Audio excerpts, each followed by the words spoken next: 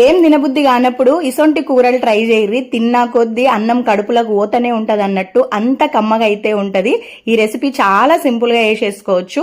ఎక్కువ ఎల్లిపాయల్ని తీసేసుకొని ఒక 2 స్పూన్ల జీలకర్ర, కొంచెం ఉప్పు వేసేసి మంచిగా కచ్చా పచ్చలాగా దంచుకోర్రి. ఇప్పుడు మీ కారానికి తగ్గట్టు ఒక 2 స్పూన్ల కారాన్ని కూడా వేసేసుకొని మళ్ళొకసారి అంతా కలిసేలాగా దంచుకొని పక్కన పెట్టుకోర్రి. ఇప్పుడు ఒక ప్యాన్ పెట్టుకొని ఆయిల్ యాడ్ చేసేసుకొని ఆవాలు, సన్నగా తరిగి పెట్టుకున్న ఉల్లిగడ్డల్ని ఉప్పేసి మంచిగా ఎర్రగా వేయించుకోవాలి. దీంట్లోకి కళ్యామాకు కొంచెం ఎక్కువ వేసుకోరి. ఆ ఫ్లేవర్ అండ్ టేస్ట్ నెక్స్ట్ లెవెల్లో ఉంటది అన్నట్టు.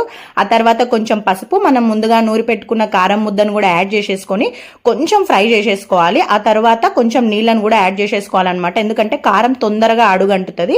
ఇప్పుడు ముందుగానే మనం బాయిల్ చేసి పెట్టుకున్న ఎగ్స్ కి మంచిగా ఘాట్లు పెట్టి యాడ్ చేసేసుకొని మళ్ళొక్క 2 నిమిషాలు ఆ ఫ్లేవర్స్ అన్ని పట్టేటట్టు ఉంచుకొని ఫైనల్ గా కొంచెం కొత్తిమీర వేసేసుకున్నాం అనుకోరి, ఒక్కొక్క ముద్ద అమృతం లాగుంటది. వేడన్నంలోకి సూపర్ ఉంటది. ట్రై చేయండి.